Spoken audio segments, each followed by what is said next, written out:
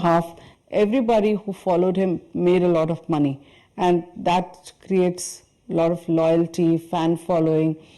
He was the first ever broker to feature on the covers of so many magazines. Story ये थी कि हर्षद मेहता ने state bank of India से 500 crores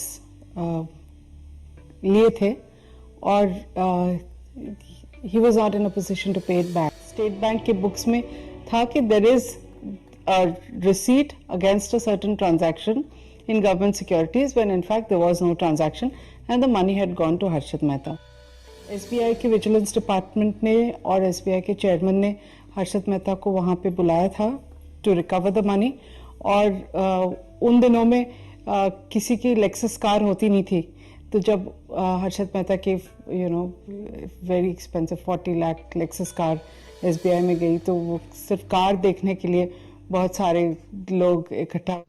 friends, सुचिता दलाल जी का interview अभी आगे और भी है। मुझे बस आपको इतना बताना है कि अगर आप उनके बारे में पूरी डिटेल जानना चाहते हैं तो मैंने इसी वीडियो में उनके बारे में बता रखा है, तो आप वीडियो को एंड तक ज़रूर देखिएगा। रिजर्व बैंक ने स्टेट बैंक को पूछा कि एक ब्रोकर इतना बड़ा चेक कहां से दे सकता है, तो हमको वो चेक देखना है और तभी पता चला कि चेक आया था नेशनल हाउसिंग बैंक से, which was even more scandalous क्योंकि national housing bank is a direct subsidiary of the Reserve Bank of India, which is the monetary authority. और फिर RBI asked National Housing Bank, on what basis did you give the money to Harshad Mehta to pay State Bank? And then they got to know that the money had come from ANZ Greenlays. So then RBI went to investigate ANZ Greenlays.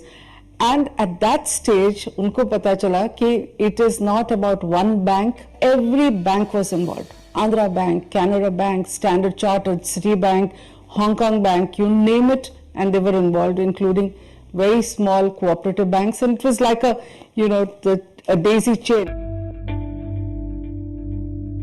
Harshad Mehta का real income और जो पैसा उनके पास था to pump up stocks वो आ रहा था government securities market से। और government securities market completely behind the scenes shadowy unknown था। तो ये जो घोटाला हुआ वो actually mainly stock market scam नहीं था, it was a government securities scam.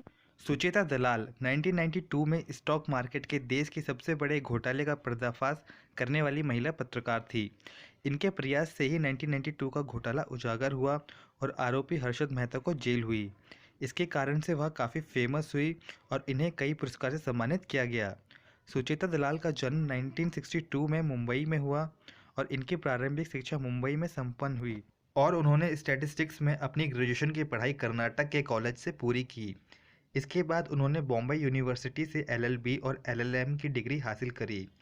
Sucheta दलाल को बचपन से ही बिजनेस के सब्जेक्ट बहुत पसंद था और पत्रकार बनना उनका सपना, और आगे चलकर वह बिजनेस पत्रकार बनी। बाद में वह देवाशीष बासु से विवाह कर लेती हैं।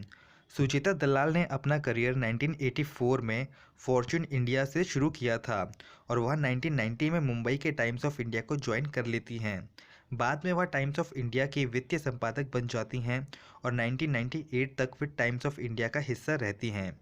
साल 2006 में उनके पति देवाशीष बासु ने निवेश करके मनी लाइफ नाम की मैगजीन स्टार्ट करते हैं, जिसके लिए सुचिता दलाल लिखना शुरू कर देती हैं। वर्तमान में सुचिता दलाल मनी लाइफ पत्रिका के प्रबंधक संपादक हैं।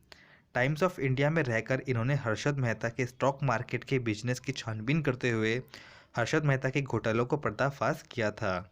सुचिता हर्षद मेहता के घोटालों के बारे में बताती हैं कि वह कैसे बैंकों में अपनी जान पहचान का फ़ायदा उठाकर बैंकों से 15 दिन के लिए लोन लेता है और किस प्रकार उसके बैंकों और अन्य लोगों से 4000 करोड़ रुपए का घोटाला करते हैं।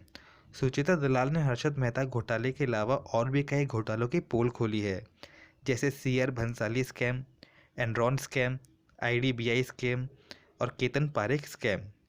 सुचिता दलाल द्वारा लिखी गई कई प्रसिद्ध पुस्तकें हैं, जैसे कि the scam, who won, who lost, who got away, AD Shroff, Titan of finance and free enterprise. साल 2006 में सुचिता दलाल को APJ अब्दुल कलाम जी से पद्मश्री अवार्ड मिला था।